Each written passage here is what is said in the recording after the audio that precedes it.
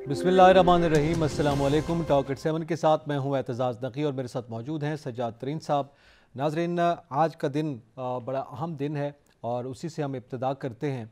आज फ़ातिह शाम बीबी सैयदा ज़ैनब सलामुल्लाह अलैहा का यौम शहादत, और इसी हवाले से ही हम बात करेंगे कि ये तारीख़ की वो हस्ती हैं जिन्होंने इमाम हुसैन अलैहिस्सलाम की शहादत के बाद करबला की फ़तह का बाकायदा ऐलान किया और शाम में जाबिर और ज़ालिम हुक्मरान के सामने उसके दरबार में खड़े होकर जिस तरह कलमा हक़ बुलंद किया, इसकी तारीख़ में कोई मिसाल नहीं मिलती।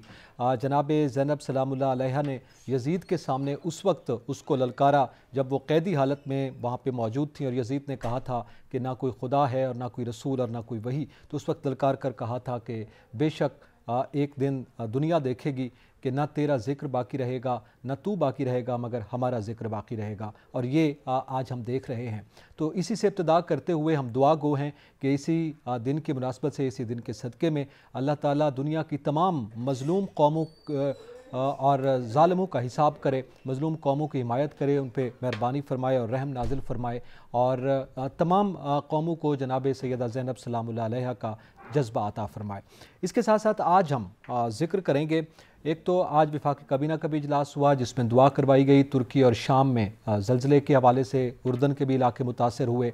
एक बड़ा ज़लज़ला है जिसके बाद तुर्की में फिर उसके आफ्टर शॉक्स जो है वो सामने आते रहे और तबाही की बड़ी दास्तानें जो हैं वो छोड़ गया ये ज़लज़ला। उसके बाद हमने देखा कि इसमें फ़िगर्स जो है वो बढ़ते चले जा रहे हैं, जहाँ अमवात की तादाद में इजाफ़ा हो रहा है, ज़ख्मियों को यकीनी तौर पर एक बड़ी तादाद में ज़ख्मी मौजूद हैं, और इसमें दुनिया के 45 ममालिक जो हैं वो इमदादी सरगर्मियों में हिस्सा ले रहे हैं, और कोशिश की जा रही है कि जो लोग ज़िंदा हैं उनको निकाल लिया जाए फ़ौरी तौर पर, और मलबे के ढेर से अगर कोई लाशें भी मौजूद हैं तो उनको भी बाहर निकाला जाए। इस हवाले से आज पाकिस्तान के वज़ीर आज़म ने दुआ भी करवाई और वज़ीर आज़म रिलीफ़ फ़ंड भी कायम कर दिया गया, और बाकायदा तौर पर पाक फ़ज़ाइया का एक तैयारा जो है वो इमदादी सामान लेकर वहाँ तुर्की पहुँचा है, और वहाँ पे न सिर्फ इमदादी सरगर्मियों में वो हिस्सा लेंगे बल्कि वहाँ पे सर्च एंड रेस्क्यू टीम भी हमारी पहुँची है जो अपना हिस्सा डालेगी। तो इस पे हम जिक्र करेंगे।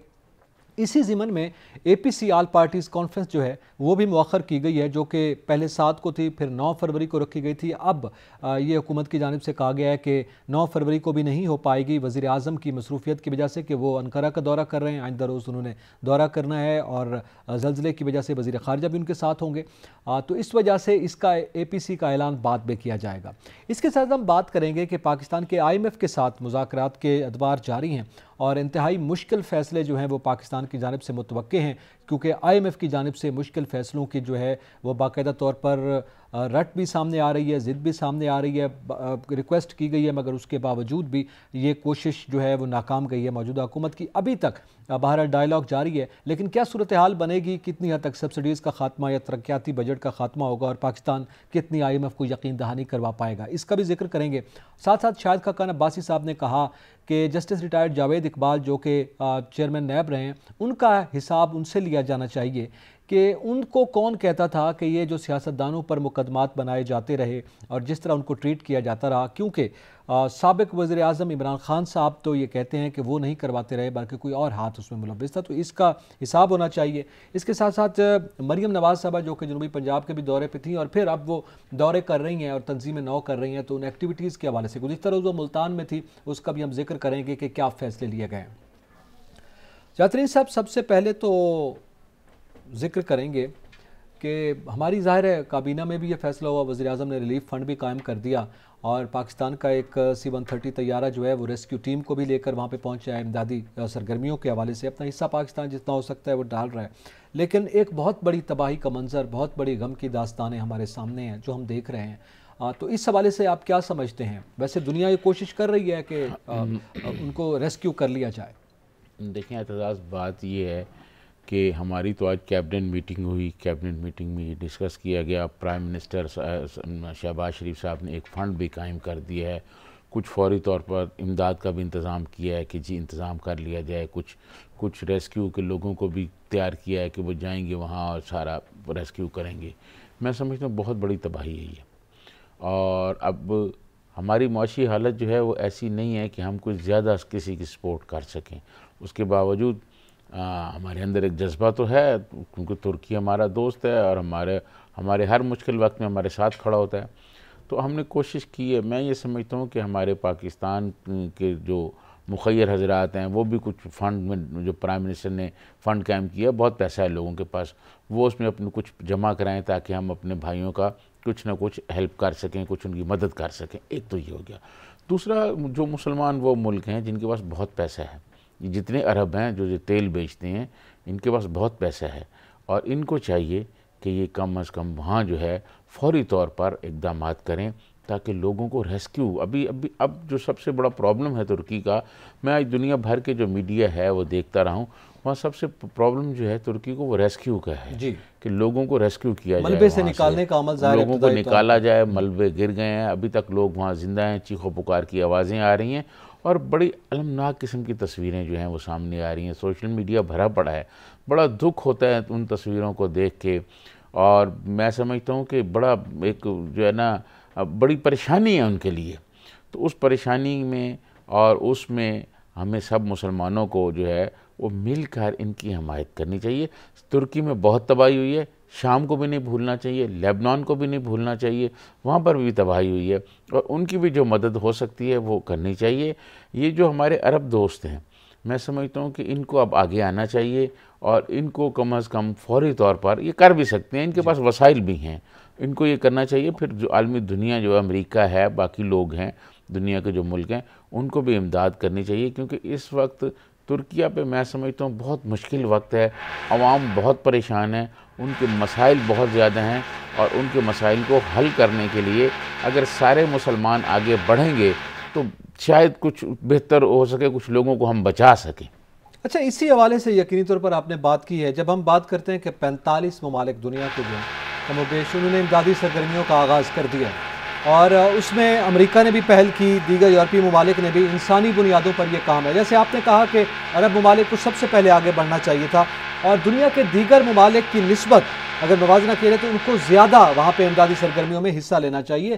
یہ میرے خیال میں ان کا فرض بھی بنتا ہے بطور ملت اسلامیہ ہم ذکر کریں یا عرب ممالک کے حوالے سے بطور عرب ہم ذکر کریں یا کسی بھی حوالے سے، تو ان کا میرے خیال میں سب سے پہلے یہ حق بنتا ہے. وہ قریبی ممالک ہیں اور یہ ممالک جو ہیں یہ بھی کسی زمانے میں عرب کا ہی حصہ رہے ہیں. مطلب تاریخ میں ہم دیکھتے ہیں تو یہ عرب ممالک کہلاتے رہے ہیں لیکن اب مختلف ممالک کا حصہ ہے. تو ایک تو وہ حقوق بھی ہیں، اسلام بھی یہ کہتا ہے، اور دوسرا پاکستان جس طرح سے جتنی حد تک ان مشکل حالات میں بھی مدد کر رہا ہے، میرے خیال میں ہمارے وزیر اعظم کی جانب سے انقرہ کا دورہ بھی جو ہے وہ سامنے آ رہا ہے، وہ بھی وہاں پہ جا رہے ہیں. تو دیگر ممالک کو، بالخصوص عرب ممالک کو بھی وہاں دورے کرنے چاہیے. دیکھو میں آپ کو عرض کروں اعتزاز، یہ جو آپ نے بات کی نا امت مسلمہ، امت اور ملت اسلامیہ والی کوئی بات نہیں ہے. یہ تمام یہ جو ہم بہت شور کرتے ہیں جی ہم امہ ہیں، امہ ہے، کون سی امہ ہے یار؟ کوئی امہ نہیں ہے. امہ کا آپ نے حشر دیکھا تھا کہ جب کشمیر پر ہماری حمایت کا وقت آیا تو ہمارے جو عرب دوست ہیں انہوں نے تو نہیں کیا، سوائے ایران کے یا ترکی کے، اور کس نے ہماری حمایت کی تھی؟ کسی نے ہماری حمایت نہیں کی. جبکہ ایران جو ہے وہ تو بہت بڑی تجارت کر رہا ہے انڈیا کے ساتھ. عربوں نے کہا کہ جی نہیں ہم تو تجارت کر رہے ہیں اور ہمارے تجارتی تعلقات ہیں. تو یہ والی بات تو میں سمجھتا ہوں ختم ہو گئی ہے کہ کوئی امہ والی بات ہے کہ جی امہ ہے. اور اس امہ کو ختم کرنے میں میں سمجھتا ہوں ہمارے عرب حکمران جو ہیں ان کا بھی رول ہے کہ وہ اپنے مفادات کو دیکھتے ہیں. لیکن یہ جو ترکی والا معاملہ ہے، شام والا معاملہ ہے، لیبنان کا معاملہ ہے، یہ بنیادی انسانی کا معاملہ ہے. انسانی بنیادوں پہ ہی مدد کرنی چاہیے، تمام دنیا اسی بنیاد اور یہ ان کا مسئلہ ہے اور کم از کم انسانی بنیادوں پر ان کی مدد کرنی چاہیے. باقی پھر چیزیں چلتی رہیں گی. سیاسی اختلافات بھی ہو سکتے ہیں. پرائم منسٹر نے دیکھیں، پرائم منسٹر وہاں جائیں گے، کم از کم ان کو حوصلہ ملے گا کہ جی پرائم منسٹر ہیں.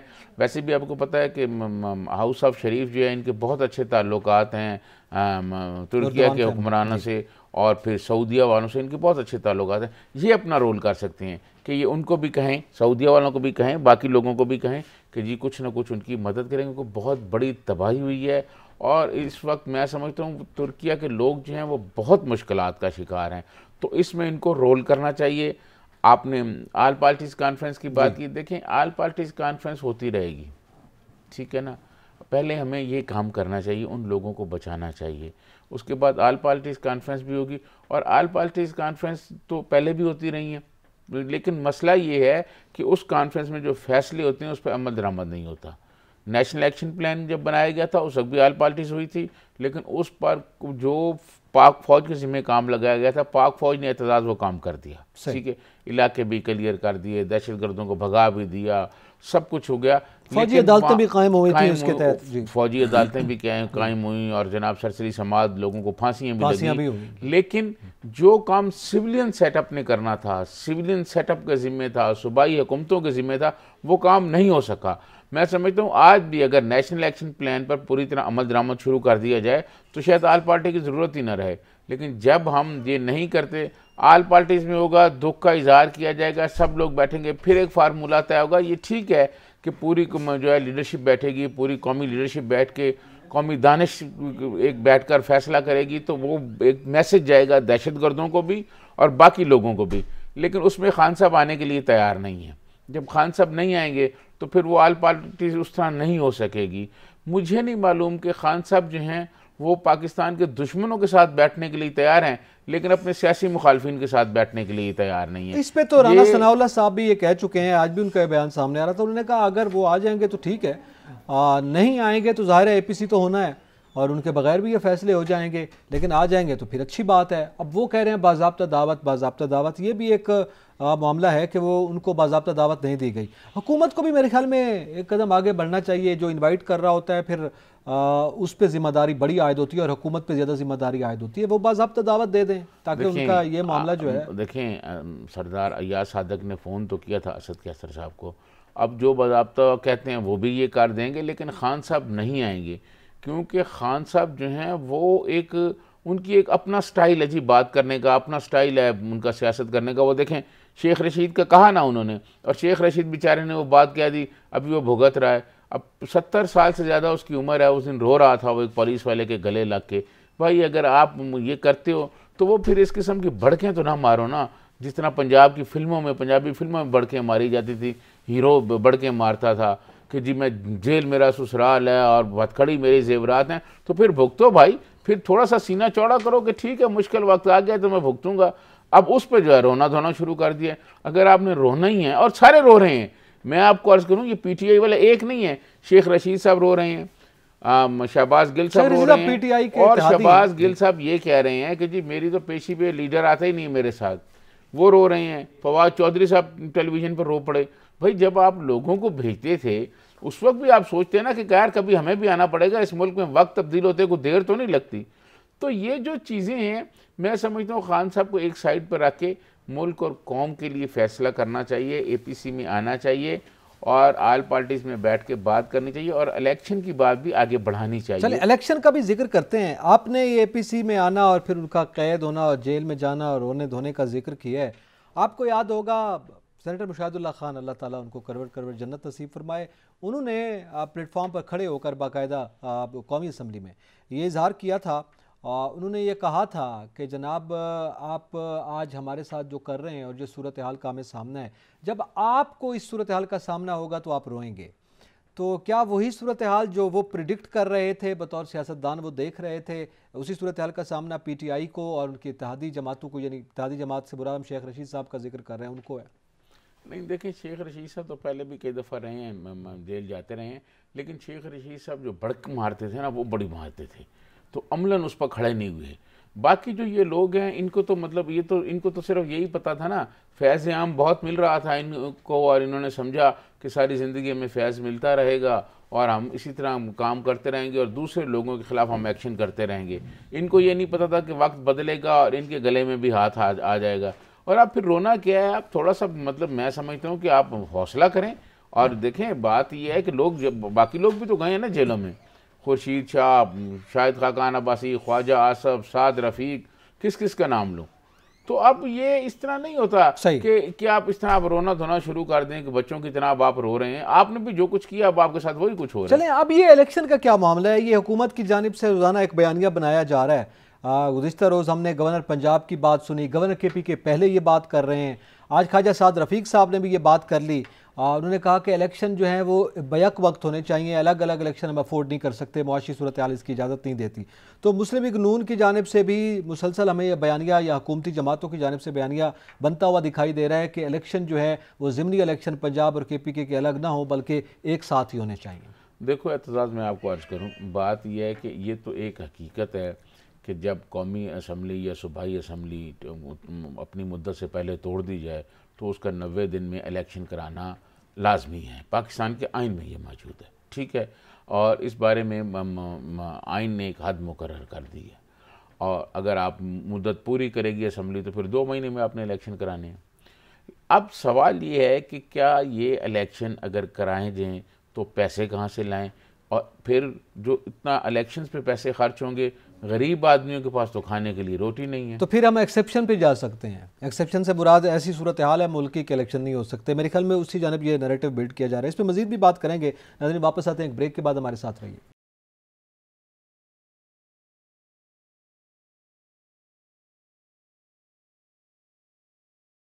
ویلکم بیک ناظرین، ہم ذکر کر رہے ہیں موجودہ جو پاکستان کی سیاسی صورتحال ہے، الیکشن کا ہم بریک سے پہلے ذکر کر رہے تھے، اور اس کے لیے معاشی جو مشکل معاشی صورتحال ہے اسے وجہ قرار دیا جا رہا ہے کہ الیکشن جو ہے ایک وقت پہ اکٹھے ہونے چاہیے، جن الیکشن کے ساتھ 2 صوبوں کے الیکشن بھی ہونے چاہیے، یہ اس وقت بات چل رہی ہے۔ لیکن معاشی صورتحال ہے کیا، اس حوالے سے ہم بات کریں گے کہ آئی ایم ایف کے ساتھ ہمارے مذاکرات جاری ہیں۔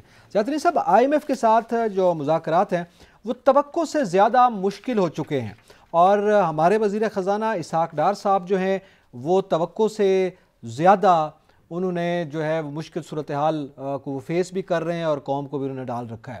اب یہ جو آئی ایم ایف کی کنڈیشن سامنے آ رہی ہیں وہ سخت سے سخت تر ہوتی چلی جا رہی ہیں، وہ سبسڈی کے خاتمے کی بات کر رہے ہیں، اسی طرح دیگر زر مبادلہ کے ذخائر جو ہیں وہ جون تک انہوں نے بڑھانے کی بات کی ہے۔ عرض یہ ہے کہ یہ جو مشکل فیصلے آ رہے ہیں اس میں تو حکومت جو ہے اس کو فوری طور پہ کرتی بھی چلی جا رہی ہے، تو یہ اب لگ رہا ہے کہ اب اگر سبسڈی ختم ہوتی ہے تو بجلی اور گیس میں 50% تک جو ہے وہ اضافہ ہو جائے گا، ترقیاتی حجم جو ہے وہ 50% تک کٹ جائے گا، تو کیا صورتحال بنے گی؟ اعتزاز دیکھو، میں آپ کو عرض کروں، ایسے لگ رہا ہے کہ ہمیں معاشی طور پر ہمیں گھیرا جا رہا ہے، ایک معاشرے میں ہمیں لیا جا رہا ہے۔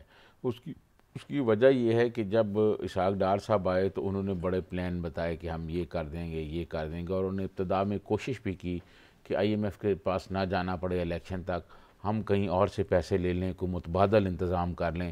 اس حوالے سے سعودی عرب کے پاس بھی گئے، چائنا کے پاس بھی گئے۔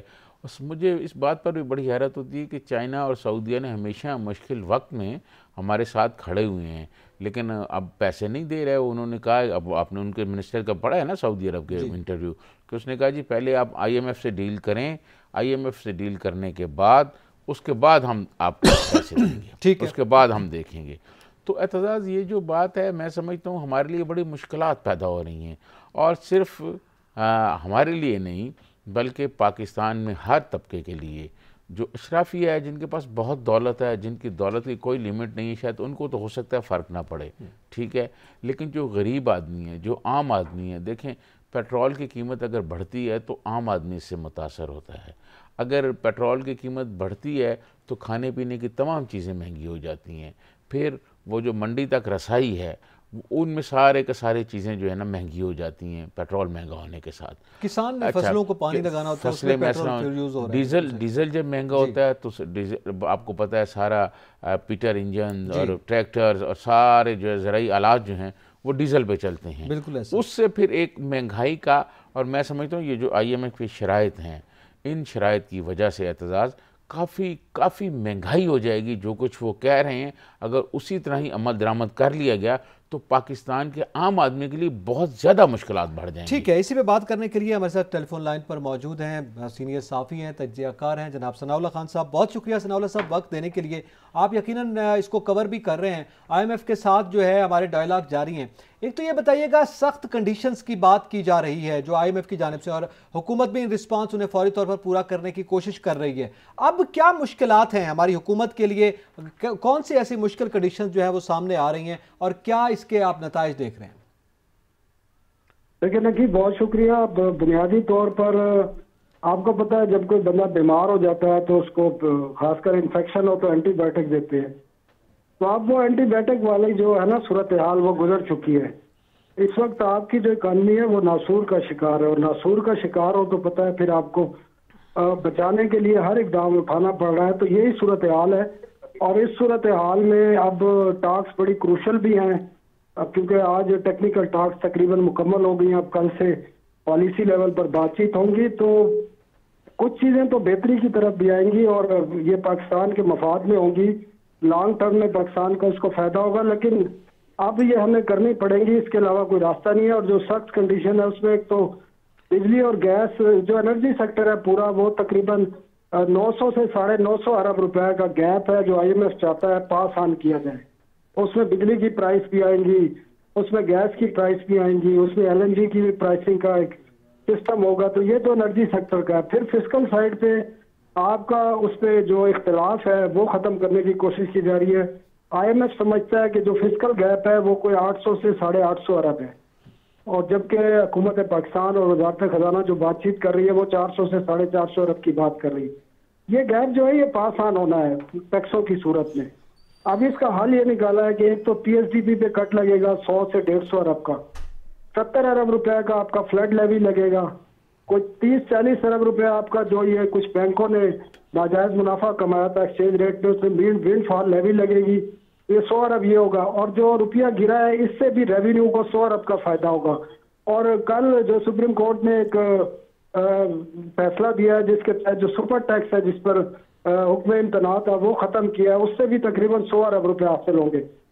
تو ٹیکس جو ہے جو بڑھانے کا جو اقدام ہے وہ تقریباً 100 سے 250 ارب روپے کے درمیان جو ہے نئے ٹیکس لگیں گے، جس میں یہ کوشش کی جا رہی ہے کہ سگریٹس، ڈرنکس ہیں یا جو کچھ امپورٹس ہیں یا کچھ ود ہولڈنگ ٹیکس ہیں وہ لگائے جائیں گے۔ تو وجہ صرف یہ ہے، اس میں تکلیف تو ہونی ہے لیکن پولیٹیکل امپلیکیشن اس کی ہوں گی۔ جو پی ڈی ایم کی حکومت ہے اس کو یہ فیس کرنا پڑے گا اور وہ فیس کرنے کے لیے تیار ہے، کیونکہ اس کے علاوہ کوئی راستہ نہیں ہے۔ اگر ڈیفالٹ سے آپ نے بچنا ہے تو آئی ایم ایف کیونکہ اسٹک ہوا ہے، اور آئی ایم ایف اسٹک اس لیے ہوا ہے، اور دوسرا یہ جو ایک بات چیت ہو رہی ہے کہ شاید یہ ٹاکس ناکام ہو جائے، وہ ممکن نہیں ہے۔ اگر پاکستان خود آئی ایم ایف کا جو ایک اہم ترین ممبر ہے، یہ آئی ایم ایف کے بھی مفاد میں نہیں ہے کہ پاکستان ڈیفالٹ کرے، تو ڈیفالٹ کی تو کوئی صورتحال نہیں ہے۔ اور 9 فروری تک توقع یہ ہے کہ یہ ایگریمنٹ بھی ہو جائے گا، کیونکہ حکومت پاکستان بھی تیار ہے ان شرائط پر عمل درآمد کرنے کی۔ جی نہیں، اچھا ثناء اللہ یہ بتائیں، یہ 30 جون تک جو کہہ رہے ہیں کہ غیر ملکی زر مبادلہ جو ہے یہ 16 سے 20 ارب ڈالر تک کیا جائے، یہ کیسے ہوگا پھر؟ یہ بڑی دیکھیں، دنیا میں جب بھی آئی ایم ایف پروگرام میں جب آئی ایم ایف کی طرف سے آپ پہ اسٹمپ لگ جائے گی تو کیونکہ جتنے بھی آپ کے دوست ممالک ہیں، ملٹی لیٹرل، بائی لیٹرل ہے، پھر ورلڈ بینک ہے، پھر ایشین ڈیولپمنٹ بینک ہے، پھر ایشین انفراسٹرکچر بینک ہے، پھر آپ کے دوست ہیں سعودی عرب، قطر، یو اے ای اور چائنا، یہ 4 ممالک ہیں جو ویٹ کر رہے ہیں کہ جو ہی پاکستان کا ایگریمنٹ ہوتا ہے تو پھر ان کی طرف سے بھی پاکستان کے ساتھ جو کچھ کمٹمنٹس کی گئی ہیں وہ پوری کی جائیں گی۔ تو اس طریقے سے ممکن ہے کہ پاکستان کے ریزرو بلڈ اپ ہو اور پاکستان میں کچھ اسٹیبلٹی آئے۔ تو کیا یہ 30 جون کے بعد کوئی جو مہنگائی کا ایک طوفان ابھی جو آنا ہے اس کے بعد کچھ کمی ہو سکتی ہے، کوئی عوام کو ریلیف ملے گا؟ نہیں ترین صاحب، اب یہ ممکن ہے نہیں پاکستان میں، بلکہ پوری دنیا میں جو انفلیشن ہوئی ہے اس کا امپیکٹ تو ہے نا، وہ تو رہے گا، لیکن جہاں تک آپ کی کرنسی ہے تو آئی ایم ایف کے ساتھ ہونے سے کرنسی کم از کم اسٹیبل ہوگی، اور کرنسی اسٹیبل ہوگی تو باقی چیزوں پہ بھی امپیکٹ آئے گا۔ باقی جو انفلیشن ہے وہ جو آئی ایم ایف کے ساتھ طے کیا جا رہا ہے وہ 29 سے 30% ہے، جو 30 جون تک ہوگا، تو اس سے زیادہ ہی ہوگی انفلیشن، اس سے کم نہیں ہوگی۔ اچھا ثناء خان صاحب، یقیناً آپ کے پاس بات کم ہے، میں آپ سے ایک آخری سوال اس حوالے سے کرنا چاہوں گا کہ اب یہ بھی کہا جا رہا ہے کہ اگر آئی ایم ایف کی جو کنڈیشنز ہیں یہ پہلے تو امپلیمنٹ ہو جانی چاہیے تھی، لیکن اگر اب بھی امپلیمنٹ ہوتی ہیں تو لانگ ٹرم میں پاکستان کی اکانومی کا اس کا فائدہ ہوگا۔ ابتدا میں آپ نے بھی اس کا ذکر کیا، لیکن اگر یہ امپلیمنٹ ہم کر دیں اور عوام کو قربانی دیتی ہے تو کیا یہ ممکن ہے کہ آئی ایم ایف لون کے بغیر بھی ان سخت شرائط کے ساتھ اگر پاکستان خود ریونیو اکٹھا کرے تو معاملات کو آگے بڑھایا جا سکتا ہے؟ یہ ایک رائے پائی جاتی ہے، آپ کیا کہتے ہیں اس پر؟ نہیں لیکن اس طرح ہے نہیں، کیونکہ یہ پاکستان کا پہلا پروگرام نہیں ہے، 23واں پروگرام ہے، اور بار بار پاکستان کو جانا پڑتا ہے، اور اگر آج بھی ابھی بھی انہوں نے اسٹرکچر ریفارمز نہ کیے اور پولیٹیکل اپنی جو وابستگیاں ہیں اور جو سیاسی مفادات ہیں وہ سائڈ پہ نہ رکھے تو پاکستان کو پھر 2-4 ماہ بعد 6 ماہ بعد پھر آئی ایم ایف کی ضرورت پڑے گی۔ اور اس کا حل کیا ہے؟ اس کا حل یہ ہے کہ فیڈرل گورنمنٹ کا سائز کم کرنا پڑے گا۔ 70-80 وزارتوں کے ساتھ ہم نہیں چل سکتے، 18 امینڈمنٹ کے بعد آپ کو 5-6 وزارتوں کی ضرورت ہے۔ دوسرا، فیڈرل گورنمنٹ کی 500 کے قریب اسٹیٹ اون کمپنیز ہیں جن کو آپ کہتے ہیں، جس میں ریلوے، پی آئی اے، اس قسم کی 500 کمپنیاں جن کو آپ ہر سال 2000 سے 2500 ارب کی انجیکٹ کرتے ہیں، آپ اپنے بجٹ سے نکال کے دیتے ہیں۔ تو ان کی ضرورت نہیں ہے, ان کو بھیج دینا چاہیے, پرائیویٹ سیکٹر کو دے دیں, وہ بزنس کریں تو ان کی سروسز بھی بہتر ہوں گی, اور جو آپ سال کا 2-2.5 ہزار ارب روپے ان میں انجیکٹ کرتے ہیں وہ آپ کو بچے گا. لیکن اس کے لیے ایک پولیٹیکل ول کی بھی ضرورت ہے اور ایک مستحکم حکومت کی ضرورت ہے تاکہ وہ فیصلے کرے تو اس کا سیاسی اگر کوئی فلیش بیک آتا بھی ہے تو اس کو وہ برداشت کر سکے. بہت شکریہ ثناء اللہ خان صاحب, آپ نے قیمتی وقت دیا اور ہم سے گفتگو کی ہے. یقیناً ثناء اللہ خان صاحب IMF ڈائیلاگ کے حوالے سے اپنی رائے کا اظہار کر رہے تھے. سجاد ترین صاحب, آپ کیا سمجھتے ہیں یہ جو آخری میں نے سوال ثناء اللہ خان صاحب کے سامنے بھی رکھا ہے, یہ جتنی سخت کنڈیشنز ہیں اس کا مطلب یہ ہے, یہ جب امپلیمنٹ ہوگی تو اس کا مطلب یہ ہوا کہ پاکستان کی عوام کو قربانی دینی ہے. اگر قربانی دینی ہے تو پھر اس کے بعد ظاہر ہے پھر صورتحال جو ہے یہی ہو سکتی ہے کہ پھر قربانی آپ بغیر قرضے کے ہم سے لیں یا پھر واپس کریں, کوئی ایسا اپلائبل اختیار کریں, وزارتیں کم کریں, سیاسی اخراجات کم کریں. یہ جب آپ گفتگو کر رہے تھے میرے ساتھ, مجھ سے یہ سوال کر رہے تھے تو میرے کانوں میں کوئی غیر معمولی آوازیں آ رہی تھیں. میں نے سمجھا شاید میرے ہی کانوں میں آ رہی ہیں, آپ کے کانوں میں شاید نہیں آ رہی. اچھا دیکھیں, بات یہ ہے کہ یہ جو IMF والا دھندا ہے نا, اس میں ہم جکڑے ہوئے ہیں, اور IMF کے فریم ورک میں رہتے ہوئے اعتزاز کوئی پارٹی آ جائے, خان صاحب والی پارٹی آ جائے, پیپلز پارٹی آ جائے, مسلم لیگ نون آ جائے, یہ سارے PDM والے موجود ہیں نا, اس فریم ورک میں رہتے ہوئے ہم عوام کے لیے کوئی ریلیف نہیں کر سکتے. یہ عوام کے لیے مشکلات ہوں گی اور بہت زیادہ مشکلات ہوں گی. لیکن اعتزاز, میں سمجھتا ہوں کہ ہمارے ہاں جو طبقاتی نظام ہے, یہ طبقاتی نظام اتنا خوفناک ہے. آپ بڑے بڑے مالز میں چلے جائیں, آپ دیکھیں بھرے پڑے ہیں, لوگ شاپنگ کر رہے ہیں, کسی بھی سڑک پہ آپ کھڑے ہو جائیں بڑی بڑی گاڑیاں آپ کو نظر آئیں گی, آپ کو ایسے لگے گا کہ یہ کوئی غربت نہیں ہے. ایک پاکستان وہ ہے جو بڑے بڑے شاپنگ مال میں ہے, اور ایک پاکستان وہ ہے جو فٹ پاتھ پر ہے. وہ جو فٹ پاتھ پہ لوگ ہیں, لوگ بھیک مانگ رہے ہیں, لوگوں کو اخراجات پورے نہیں ہو رہے. یہ والا جو گیپ ہے, اس گیپ کی طرف حکومت کو دیکھنا ہوگا. یہ تو ہم دیکھتے ہیں کہ غیر ملکی زر مبادلہ اتنا ہونا چاہیے, ہمیں دوسری چیزیں یہ کرنی چاہیے. سوال یہ ہے کہ یہ جو غریب آدمی ہیں جو پہلے ہی بہت مشکلات کا شکار ہے, اور پھر سرکاری ملازمین کی تنخواہیں, پھر پرائیویٹ سیکٹر کی تنخواہیں, جب ابھی آپ اور مطلب منی بجٹ لائیں گے اور چیزیں بڑھائیں گے, ٹیکسوں کی ایک بھرمار ہونے والی ہے. بہت سارے ٹیکسز ایسے ہیں, میرے علم میں ہے, میں بھی آن ایئر کہنا نہیں چاہتا, کہ پھر وزارت خزانہ والے دوست کہتے ہیں جی آپ مطلب عوام کو خوف زدہ کرتے ہیں. یہ ایک خوفناک قسم کا منی بجٹ تیار ہو رہا ہے جس میں یہ سارے نئے ٹیکسز آئیں گے, یعنی عوام کو بھگتنا ہے. IMF کی جو شرائط ہے اس پر. اور پھر کیا ہوگا, پھر اس کے بعد یہ ہوگا کہ یہ جو ہمارے ادارے ہیں جن کی بات کی ثناء اللہ خان نے, یہ بالکل درست ہے کہ جب یہ پرائیویٹ ہو جائیں گے تو ان کی سروسز بہتر ہو جائیں گی. چاہے ریلوے ہے, آپ بینکس کو دیکھ لیں, اسٹیل مل کا اور پاور پرائیویٹ ہوئے, اب وہاں ان کی پرفارمنس دیکھ لیں, اور جو ہمارا قومی بینک ہے نیشنل بینک, اس کی پرفارمنس دیکھ لیں, وہاں لوگوں کے رویے دیکھ لیں. لیکن بات یہ ہے کہ وہاں جو ایک بہت بڑی تعداد ملازمین کی ہے, ان کے ساتھ کیا ہوگا, کیونکہ پرائیویٹ جب ٹھیکیدار کے پاس یہ چلا جائے گا, سرمایہ دار کے پاس چلا جائے گا, تو سرمایہ دار تو اپنا سرمایہ کرے گا نا. اب ظاہر ہے یہی وہ مشکل ہے جس کو حکومت نے دیکھنا ہے, اور پھر حکومت نے جو اس کے لیے پولیٹیکلی بھی نقصان دہ ہو سکتا ہے جس کا بھی ذکر کیا جا رہا تھا, وہ اپنی جگہ پہ ہے. لیکن سیاد ترین صاحب, جب یہ بات کی جاتی ہے نا کہ ہم IMF کے فریم ورک میں رہتے ہوئے حکومت کچھ نہیں کر سکتی, سر یہ اگر ہم IMF کے فریم ورک کو دیکھیں یا IMF جو کنڈیشنز ہم پہ اپلائی کر رہا ہے, میرے خیال میں اگر IMF کے بغیر بھی ہم یہی کنڈیشنز اپلائی کر دیتے پہلے, سبسڈی کے علاوہ یا دیگر جو پہلے وہ کہتا رہا, کیونکہ ہمارا 23واں یہ پروگرام ہے, 22 پروگرام میں پہلے بھی وہ کہتا رہا, اگر وہ اسی طرح امپلیمنٹ ہو جاتی تو آج یہ بھی اپنی جگہ پہ ایک سچ ہے کہ ہماری اکانومی کی صورتحال مختلف ہوتی.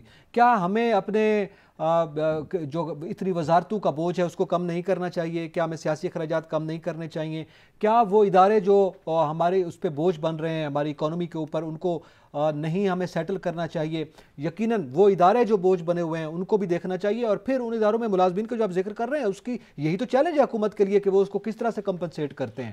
یہ ہم جب یہ دیکھتے ہیں تو یہ ابھی تو مان لیں گے, لیکن وہ سارا بوجھ عوام پہ پاس آن ہوگا, یہ سٹرکچرل ریفارمز پھر بھی نہیں آئیں گی. IMF کا فریم ورک جو کاغذوں میں وہ ہمیں کہہ رہا ہے, وہ اگر صحیح طرح سے امپلیمنٹ ہو جائے تو میرے خیال میں صورتحال بہتر ہو سکتی ہے. اعتزاز, یہ جو ساری باتیں آپ نے کی, اس میں سے ایک سوال میرا آپ کے ساتھ ہے. آپ مجھے یہ بتائیں, میاں نواز شریف, میاں شہباز شریف جو ہیں وہ پاکستان میں فولاد کا کاروبار, لوہے کے کاروبار کرنے میں بڑا نام رکھتے ہیں, دنیا میں ان کا نام ہے. اتفاق فاؤنڈری بہت چلی اور بہت مطلب بڑھی آگے، لیکن کیا وجہ ہے کہ اتفاق فاؤنڈری کو چلانے والے میاں نواز شریف، میاں شہباز شریف صاحب جو ہیں، وہ کراچی اسٹیل جب گورنمنٹ کے انڈر ہے وہ نہیں چل پاتی.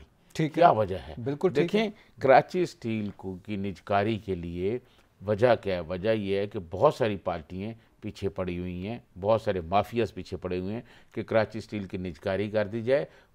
اب وہ اسٹیل مل نہیں چلانا چاہتے، وہ وہاں کی جو زمین ہے وہ حاصل کرنا چاہتے ہیں، وہاں ہاؤسنگ سوسائٹیاں بنانا چاہتے ہیں. وہ کرپشن نہ کرے نا حکومت، یہی تو وہ بات کر رہے ہیں. یہ جو بات ہے کہ جب میرٹ پر آنے والے کو دے دیں. میاں صاحب تو سمجھتے ہیں نا کہ فولاد کا کاروبار کیسے ہو سکتا ہے، یہ لوہے کا کاروبار جو ہے اس کو کیسے بڑھایا جا سکتا ہے.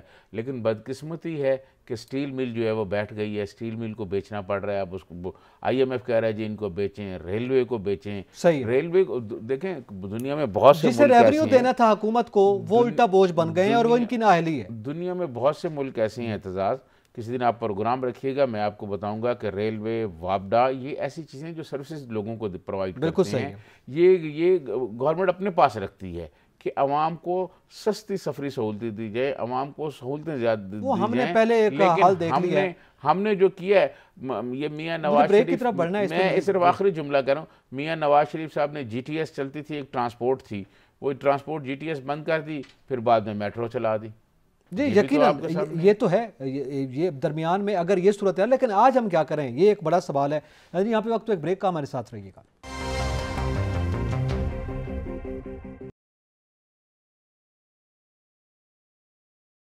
ویلکم بیک ناظرین. ہم ذکر کر رہے ہیں اس وقت، ظاہر جب اکانومی کی بات کر رہے ہیں تو اس کے ساتھ ساتھ سیاسی استحکام بھی بہت ضروری ہے. ہم روزانہ کی بنیاد پر جب پروگرام میں یہ بات کر رہے ہیں تو اس میں آج شاہد خاقان عباسی صاحب نے جو روز پیش رفت ہو رہی ہے اس میں ہم دیکھ رہے ہیں، انہوں نے ایک اور مطالبہ کیا ہے. ویسے تو شاہد خاقان عباسی صاحب کا یہ پرانا بیانیہ ہے اور وہ اس چیز کی ڈیمانڈ کرتے چلے آ رہے ہیں. آج پھر انہوں نے یہ بات کی ہے. انہوں نے کہا جو سابق چیئرمین نیب ہیں جسٹس ریٹائرڈ جاوید اقبال صاحب، پہلے تو ان کا حساب ہونا چاہیے. پھر ان سے یہ پوچھا جانا چاہیے کہ آپ جو یہ فیصلے کرتے رہے آپ سے کون کرواتا رہا، تاکہ دودھ کا دودھ اور پانی کا پانی ہو جائے. خان صاحب کوئی اور بات کر رہے ہیں، وہ کوئی اور بات کر رہے ہیں، کون کس سے کیا کرواتا رہا، اور اس کے نتیجے میں جو ہے وہ سیاستدان سفر کرتے رہے اور سیاستدانوں کی وجہ سے پھر عوام سفر کرتے رہے. جی یہ سوال شاہد خاقان عباسی صاحب نے وہ کیا ہے کہ ان سے پوچھا جانا چاہیے. شاہد خاقان عباسی صاحب اس ملک کے وزیر اعظم رہے ہیں، ٹھیک ہے، اور ان کو سب کچھ پتہ ہے. کیا عمران خان صاحب نے اپنے انٹرویوز میں، اپنی پریس کانفرنسوں میں کئی مرتبہ یہ نہیں کہا کہ نیب تو میرے کنٹرول میں نہیں تھا؟ انہوں نے تو نام لیا کہ نیب کنٹرول جو تھا جنرل باجوہ کے تھا، وہ جب چاہتے تھے ایکسیلیٹر دے دیتے تھے. یہ لفظ ایکسیلیٹر یوز کیا انہوں نے، اور جب چاہتے تھے ایکسیلیٹر کم کر دیتے تھے. یہ تو انہوں نے کہا نا. اب بات یہ ہے کہ ہماری جو پولیٹیکل کلاس ہے اس کو یہ سوچنا ہوگا کہ ایسے ادارے بنائے جائیں احتساب کے، یا احتساب کے عمل کو ایسا ہونا چاہیے جس پر کوئی اثر انداز نہ ہو سکے. دیکھیں بات یہ آج سے نہیں ہو رہا، یہ اگر ایوب خان کے زمانے سے اب شروع ہو جائیں تو اس وقت سے شروع ہو رہا ہے. سیاستدانوں کو یہ کہا جائے، کریکٹر اسیسینیشن کی جاتی ہے. اور آپ اگر دیکھیں ایک دفعہ سینٹ میں رپورٹ پیش کی گئی تھی تو پتہ یہ چلا کہ سیاستدانوں کو تو تیسرا نمبر ہے. پہلے دوسرے نمبر پہ، پہلے اور دوسرے نمبر پہ کوئی اور لوگ تھے جو جہاں زیادہ کرپشن ہوئی ہے. تو یہ لیکن کریکٹر اسیسینیشن کرنا سیاستدانوں کا ایک وہ ہے کہ آسان ہدف ہے. میڈیا کے لوگ بھی بیٹھ جاتے ہیں اور بہت سارے دانشور جو ہیں انہوں نے تو یہ طے کر رکھا ہے کہ سیاستدانوں پہ یہ تنقید کرنی ہے اور جو ہے نا لوگوں کو کچھ نہیں کہنا. تو بات یہ ہے کہ یہ جیسے ایک عام زبان میں کہا جاتا ہے کہ تالی ایک ہاتھ سے نہیں بجائی جاتی، یہ دونوں ہاتھ سے بجائی جاتی ہے. اور پھر اعتزاز کیا شاہد خاقان عباسی صاحب کو یہ پتہ نہیں ہے؟ پتہ ہے ان کو، وہ بھی نام نہیں لینا چاہتے. جب آپ نام نہیں لیں گے، خان صاحب تو نام لے رہے ہیں، خان صاحب تو بتا رہے ہیں ختم کر دینا اب یہ ادارے. اب دیکھیں میں سمجھتا ہوں اگر اس طرح ہونا ہے اس نے تو پھر شاید اس کو ختم ہی کر دینا چاہیے. اچھا چلیں، یہ تو شاہد خاقان عباسی صاحب کا ہم ذکر کر رہے ہیں، ان کے بیان کا، ان کی ڈیمانڈ کا، یہ آئندہ دنوں میں بات ہوتی رہے گی. لیکن شاہد خاقان صاحب جو ہیں وہ سینئر ہیں اور مریم نواز صاحب اس وقت لیڈ کر رہی ہیں پارٹی کو، اور وہ ہم ڈسکس کر چکے ہیں کہ کیا ان کے درمیان معاملات تھے. مریم نواز صاحبہ جنوبی پنجاب کے دورے پہ، ملتان بھی انہوں نے دورہ کیا، بہاولپور بھی گئیں، پھر آگے مزید بھی انہوں نے دورے کرنے ہیں. تو وہاں پہ کیا کچھ ہوا اور کیا سٹرکچرل کچھ تنظیمی سطح پہ کوئی تبدیلیاں آئیں کہ نہیں، اس پہ ذرا بات کر لیتے ہیں، اور آئندہ کا کیا لائے عمل ہمیں نظر آ رہا ہے، کیونکہ ان کے دورے کے بعد کچھ وہاں پہ گراؤنڈ پہ بھی ہوا ہے، اس کی ذرا جانتے ہیں۔ ہمارے ساتھ موجود ہیں سینئر صحافی بھی ہیں، تجزیہ کار ہیں، اعجاز ترین صاحب ملتان سے۔ بہت شکریہ اعجاز ترین صاحب وقت دینے کے لیے۔ آپ سے ہم یہ جاننا چاہیں گے کہ مریم نواز صاحبہ ملتان کے دورے پہ تھیں، اس سے پہلے بہاولپور نے دورہ کیا اور ورکر کنونشن بھی ہوا، کیا کچھ انہوں نے تنظیم سازی کے حوالے سے کوئی پیش رفت ہوئی، کچھ تبدیلیاں کی ہیں، کوئی ڈھانچہ چینج کیا ہے وہاں پہ؟ دیکھیں اعتزاز، میں آپ کو بتاؤں کہ مسلم لیگ نون کی جو چیف آرگنائزر ہے محترمہ مریم نواز صاحبہ، انہوں نے بہاولپور اور ملتان میں کامیاب ورکر کنونشن کیے ہیں، اور اس میں انہوں نے دیکھا ہے کہ کارکن جو ہیں ان کا morale کافی بلند ہے۔ اور میں آپ کو یہ بتا دوں کہ 2 شہروں کے جو ورکر کنونشن ہیں اور دورے ہیں محترمہ مریم نواز صاحبہ کے، اس میں تحریک انصاف کے بہت سے سابق MNA، MPs اور اہم شخصیات جو ہیں، انہوں نے بھی محترمہ مریم نواز صاحبہ کو یہ عندیہ دیا ہے کہ وہ انہیں مسلم لیگ نون میں شامل کیا جائے، اور آنے والے دنوں میں جو ہے محترمہ مریم نواز صاحبہ جو ہے وہ PTI کو بہت سے سرپرائز دے سکتی ہیں۔ ابھی انہوں نے 2 شہروں کا دورہ کیا ہے، آنے والے دنوں میں وہ ایجی خان ڈویژن میں بھی جائیں گی اور دیگر شہروں کا بھی انہوں نے رخ کرنا ہے۔ میں آپ کو یہ بتا دوں کہ ہمارے ذرائع نے یہ تصدیق کی ہے کہ تحریک انصاف کی بہت ہی اہم شخصیت جن کا تعلق جنوبی پنجاب سے ہے، انہوں نے میاں نواز شریف سے بھی بیک ڈور رابطے شروع کر دیے ہیں، اور آنے والے دنوں میں یا مہینوں میں وہ بھی مسلم لیگ نون میں شامل ہو سکتے ہیں، اور یہ ایک بہت بڑا ڈینٹ جو ہے وہ مریم نواز صاحبہ جو ہے وہ تحریک انصاف میں ڈال سکتی ہیں۔ بہت جی بالکل، یقیناً یہ بڑی اہم بات آپ نے بتائی۔ اعجاز ترین صاحب آپ کا بہت شکریہ، آپ نے مریم نواز صاحبہ کے دورے اور پھر وہاں پہ جو انتخابی مہم کو آگے بڑھانے یہ کیمپین چل رہی ہے اس کا ذکر کیا ہے۔ اعجاز ترین صاحب، یہ تو بڑی ڈیولپمنٹ ہوگی جس جانب اشارہ کیا گیا، یہ بتا رہے ہیں کہ انڈیا دیا گیا PTI کی ایک بڑی لاٹ جو ہے ان کو نون لیگ اپنی طرف کر سکتی ہے۔ اعتزاز، کچھ ہوتے ہیں سیاسی مسافر، جیسے ہمارے ملتانی مخدوم بھی ہیں، کبھی پہلے نون لیگ میں تھے، پھر نون لیگ سے پیپلز پارٹی میں آ گئے، پیپلز پارٹی میں PTI میں چلے گئے۔ تو اس طرح کا جو ایک طبقہ ہوتا ہے جو ہر آنے والی حکومت کو دیکھ رہا ہوتا ہے، وہ اقتدار کے بغیر نہیں رہ سکتے، جس طرح مچھلی پانی کے بغیر نہیں رہتی۔ تو وہ یہ کچھ دیکھ رہے ہوتے ہیں کہ کون پارٹی اقتدار میں آ رہی ہے، کس کا اقتدار بننے والا ہے، وہ پھر یہ ان کو سیاسی مسافر کہا جاتا ہے۔ یہ پھر سیاسی مسافر جو ہیں یہ پھر اپنا بوریا بسترا اٹھاتے ہیں، پھر دوسری پارٹی میں چلے جاتے ہیں، اور بدقسمتی یہ ہے کہ مشکل وقت میں ان پارٹیوں میں جن میں یہ جاتے ہیں، ان پارٹیوں کے لوگ جو مشکل وقت میں اپنی لیڈرشپ کے ساتھ کھڑے ہوتے ہیں، وہ بیچارے نظر انداز ہو جاتے ہیں، اور ان کی جگہ پھر ایسے لوگ آ جاتے ہیں، اور ایسے لوگ آ کے جب پریس کانفرنس کرتے ہیں اور ساتھ ہی کہہ دیتے ہیں کہ جی ہم جو ہے اپنے گھر میں آ گئے ہیں، یہ تو ہمارا گھر تھا، ہم تو صبح کا بھولا شام کو گھر آ جائے تو اس کو بھولا نہیں کہتے، بڑی بڑی مثالیں دیتے ہیں۔ آئندہ آپ دیکھیے گا کچھ عرصے میں جو اس طرح کچھ لوگ جو جنوبی پنجاب کے جو ہیں وہ نون لیگ میں کے رابطے میں، اور کچھ بڑے ہیوی ویٹس جو ہیں وہ آصف علی زرداری صاحب کے رابطے میں بھی ہیں۔ جیسے جیسے الیکشن کا عمل تیز ہوگا اور الیکشن کی تاریخ قریب آئے گی، آپ دیکھیے گا کہ بہت سارے لوگ جو ہیں وہ ادھر سے ادھر ہو جائیں گے، اور اسی طرح جیسے جہانگیر خان ترین کے جہاز میں آتے تھے لوگ اور جناب عمران خان صاحب کے پاس کھڑے ہوتے تھے، اور عمران خان صاحب ان کو اپنی پارٹی کا ایک پرچم ان کے گلے میں ڈالتے تھے، اب اسی طرح جناب وہ بکھر جائیں گے اور پھر وہ ادھر چلے جائیں گے۔ اس کے بعد اگلے الیکشن میں پھر کوئی ہوگا، اگر ہم اس وقت زندہ رہے تو ہم دیکھ رہے ہوں گے کہ پھر اسی طرح لوگ جو ہیں وہ چل رہے ہیں۔ ہسٹری ریپیٹ اٹ سیلف، وہی بات آ جاتی ہے۔ چلیں، یہ آپ نے ذکر کیا ہے، اس پہ ذرا جان لیتے ہیں۔ رہنما ہے مسلم لیگ نون کے ساتھ خورشید خان کانجو صاحب، بہت شکریہ اساتذہ وقت دینے کا۔ آپ سے ہم جاننا چاہیں گے، مریم نواز نے دورہ کیا بہاولپور کا بھی، ملتان کا بھی، اور آپ کا حلقہ بھی وہاں پہ موجود ہے، کیا حکمت عملی نون لیگ کی مرتب کی گئی ہے وہاں مقامی سطح پہ؟ ایسا ہے کہ آپ جانتے ہیں کہ ذمہ داریاں ملی ہیں اپنا مریم نواز صاحبہ کو، اور وہ اپنے پارٹی کو آرگنائز کرنے کے لیے کام شروع کیا ہے، تو یہ ان کا ایک اچھا فیصلہ تھا کہ جو ساؤتھ پنجاب ہمیشہ سے اگنور کیا جاتا ہے، تو اس کا کام جو ہے ساؤتھ پنجاب سے شروع کیا جائے۔ اسی حوالے سے لاسٹ ویک انہوں نے بہاولپور کا دورہ کیا، اب ملتان کا دورہ کیا، اور نیکسٹ ویک انشاءاللہ وہ ڈی جی خان کا دورہ کریں گی، جس سے اندازہ ہوتا ہے کہ پارٹی ساؤتھ پنجاب کو اہمیت دے رہی ہے۔ اور جہاں تک بات آپ لوگ یہ کر رہے تھے کہ یہاں کے لوگ ادھر سے ادھر ہو جاتے ہیں، बदकिस्मती ये है कि कुछ हमारी हिस्ट्री ऐसी भी नहीं है साउथ पंजाब की, यहाँ से हमारे बहुत बड़ी लीडरशिप भी पैदा हुई है, बहुत बड़े नाम हैं जिन्होंने जमहूरियत के लिए बहुत काम किया इसी खित्ते ने। लेकिन बदकिस्मती से पिछली दफा ऐसा जरूर हुआ है कि कुछ लोगों को इकट्ठा करके और एक ग्रुप बनाकर और साउथ पंजाब के नाम पे उनको फिर पीटीआई में शामिल कर दिया गया और इक़्तिदार का जो रास्ता उन्होंने इख्तियार किया, और जिससे मुल्क के अंदर कोई बेहतरी तो ना आई लेकिन साउथ पंजाब सूबा ना बन सका। लेकिन इसी हवाले से हमारी पार्टी ने एक, जैसे पिछले वजीर आला थे हमारे अपना शहबाज शरीफ साहब, उन्होंने भी जब अपनी ये कैंपेन का आगाज किया तो साउथ पंजाब को चुना था, और इस दफा मरियम बीवी ने जब अपनी ऑर्गेनाइजेशन को संभालने की कोशिश की है तो वो साउथ पंजाब से शुरू कर रही है। इससे हमें अंदाजा होता है कि हमारी पार्टी हमारी इस इलाके को अहमियत दे रही है, और इसीलिए हम समझते हैं ये ऐसा तरीका है। उनके आने से यहाँ पार्टी के वर्करों में एक जान पड़ी है और काफी अरसे के बाद लीडरशिप यहाँ आई है।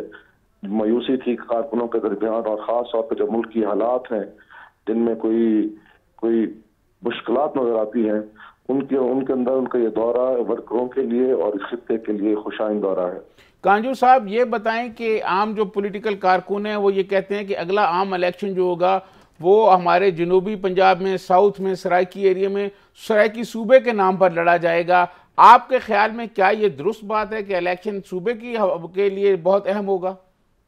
मेरे ख्याल में ऐसा है कि यहाँ के जो मसाइल हैं वो पूरी, जैसे बलूचिस्तान के मसाइल हैं, खैबर पख्तूनख्वा के मसाइल हैं, हमारे भी वैसे ही मसाइल हैं। सूबे से ज्यादा हमारे यहाँ के जो मसाइल हैं उन पर अगर बात की जाए, अगर वो हल कर दिए तो फिर शायद सूबे की जरूरत नहीं पड़ती है। लेकिन अगर वो मसाइल को नजरअंदाज कर दिया जाए तो फिर सूबे की आवाज जरूर जोर पकड़ती है, और वक्त के साथ साथ इसमें इजाफा होता जा रहा है। हमारे यहाँ मसला ये है कि पहले बहावलपुर एक सूबा हुआ करता था, एक रियासत के तौर पर काम करता रहा है। वहाँ के लोगों को ये मुतालबा है कि उस रियासत को उस सूबे का दर्जा दिया जाए, उसको बहाल किया जाए, और यह एक, जबकि दूसरे इलाके जो है वो एक साउथ पंजाब सूबे का जो है मुतालबा करते हैं। यही एक मुश्किल है कि हम सब लोग जो यहाँ के लोग हैं वो आपस में ये नहीं तय कर पा रहे हैं कि हमें एक सूबा चाहिए या दो सूबे अलग अलग चाहिए। अगर मकामी लोग बैठकर ये फैसला कर लें तो फिर हमारे लिए इस तहरीक को आगे कामयाब करना आसान होगा।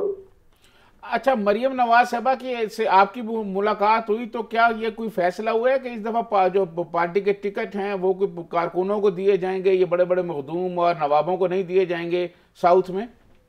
नहीं, हमारा ये ख्याल है कि हमारे जो लोग यहाँ पिछले 5-10 साल से जो पार्टी को मजबूत करने के लिए काम कर रहे हैं, हमारी पार्टी यही सोचा है कि उन्हीं पर इत्तेफाक किया जाएगा, और ज्यादा से ज्यादा हमारे ऐसे लोग जो कारकुनों की नुमाइंदगी भी करते हों और इलेक्शन लड़ने के और इलेक्शन को कामयाब बनाने की अहलियत भी रखते हों, जिन लोगों के अंदर ये दोनों खसूसियात पाई जाएंगे इंशाल्लाह पार्टी उन्हीं को टिकट देगी। क्या ये भी जिक्र किया जा रहा है कि मरियम नवाज साहबा के इस दौरे से बहुत सी ऐसी उम्मीदें पैदा हुई हैं नून लीग को कि पीटीआई के कुछ लोग टूट कर भी आ सकते हैं? यकीनन जब वो लोग आते हैं जिसका अब हम आपके विवर से पहले जिक्र कर रहे थे, तो फिर पार्टी के अंदर भी कुछ नाराजगियों का अंसर पैदा होता है। तो पहले तो ये बताइए कि आप तस्दीक करते हैं इस बात की कि ऐसे राब्ते किए जा रहे हैं वहाँ मकामी सतह पे? देखिए, ऐसे बहुत सारे लोग होते हैं और हर पार्टी के अंदर मौजूद होते हैं कि जब वो इलेक्शन लड़ते हैं या इलेक्शन लड़ने के लिए तैयार होते हैं तो वो देखते हैं कौन सी हुकूमत आने वाली है, तो लोगों का रुझान हो जाता है और लोग पार्टियां बदलते हैं। मैं एक सियासी कारकुन होने की हैसियत से मैं समझता हूँ कि पार्टियों को ऐसे लोगों को पजीराई नहीं देनी चाहिए और उन लोगों पर इत्तेफाक करना चाहिए जो कुछ अर्से से पार्टी खिदमत में मसरूफ अमल हो। अच्छा कांजू साहब, ये बताइएगा, ये जो मेहर बानो कुरैशी की शिकस्त हुई है, इसके बाद लोग कहते हैं कि ये जो कुरैशी खानदान की सियासत है इसको बहुत नुकसान हुआ है मुल्तान में भी और साउथ में भी। जी, ऐसा है कि कभी किसी पार्टी खानदान हो, कोई पार्टी हो, उसके लिए एक इलेक्शन जीतना या हारने से ना तो बहुत ज्यादा बेहतरी रहती है और ना ही कमी होती है। वो एक सियासी लोग हैं, सियासी घराना है, लेकिन उनके इलेक्शन की शिकस्त है। एक उम्मीद तो ये जरूर पैदा हुई है साउथ पंजाब के अंदर कि जहां ये सोचा जा रहा था कि पीटीआई मजबूत है, वहां ये तासुर पैदा हुआ है कि नहीं, अगर सोच समझ के इंतखाबी अमल को जरा अपनाया जाए और फैसले मिलजुल के किए जाए, सोच समझ के किए जाए, तो पीटीआई को शिकस्त देना कोई बड़ी बात नहीं है। तो ये हमारे से ठीक है कि उनकी शिकस्त है, एक उम्मीद लोगों के अंदर जरूर पैदा है सब पार्टियों के अंदर, अगर अच्छे फैसले किए जाए, अच्छे कम्बिनेशन बनाए जाए तो पीटीआई को शिकस्त दी जा सकती है। बहुत शुक्रिया साद गांजू साहब, आपने कीमती वक्त दिया और हमसे गुफ्तगू की है। ये अब यकीनी तौर पर साउथ पंजाब की जब हम बात करते हैं, वैसे साउथ पंजाब कहने से वहाँ के जो लोग हैं वो नाराज़ होते हैं, वो उसको सराइकी खित्ता कहना ज़्यादा पसंद करते हैं। लेकिन आप क्या समझते हैं कि उसमें नून लीग है, पीपल्स पार्टी का भी अपनी एक हिस्ट्री रही है, तो अब वो कोई पंजाब के हवाले से बड़ा अहम हो गया है? मतलब हम पीपल्स पार्टी और नून लीग दोनों के लिए, पीटीआई के लिए तो खैर है ही, और दूसरा क्या ये जो अहमियत पार्टियां अहमियत दे रही हैं या वो इलाका इतना अहम हो गया है पार्टियों के लिए कि उसको अब इम्पोर्टेंस देना पड़ रही है? नहीं, देखें, मैं आपको अर्ज़ करूं, एतजाज़ के जो हमारा सराइकी वसेब है, ये हर वक्त, जब भी इलेक्शन हुए हैं, ये पाकिस्तान की सियासत में बहुत अहम रहा है, इसमें कोई दो राय नहीं है। और जिस आदमी ने हमारा सराइकी वसेब जीता है, वो फिर उसको हुकूमत बनाने में मरकज़ में भी, पंजाब में भी, उसके लिए आसानियाँ बहुत ज़्यादा हो जाती हैं। अगर आप साउथ में हार जाते हैं तो फिर अपर पंजाब से जो नशिस्तें आप लेते हैं तो आप हुकूमत नहीं बना पाते। यही है कि इस दफ़ा भी, माजी में भी यही होता है, इस दफ़ा भी जो इंतखाबात का मैं समझता हूँ मरकज़ निगाह होगा वो सराइकी वसेब होगा, सराइकी एरिया होगा। लेकिन वहाँ के जो जागीरदार हैं, वो जागीरदारों का आपको पता एक स्टाइल है सियासत करने का, अगर वो जागीरदार जो हैं वो ये सोचें कि वहाँ के अवाम के मसाइल भी हल करने हैं, तो मैं समझता हूँ ये बहुत अच्छी बात ज़्यादा बल्कि इंपॉर्टेंट हो सकता है, और पार्टियों को भी ज़ाहिर है उसी जानिब इन्हीं लोगों ने मुतवज्जह करना होता है। इसी के साथ ही एतजाज़ नकीर, सजात तरीन को इजाज़त दीजिए। अल्लाह हाफ़िज़।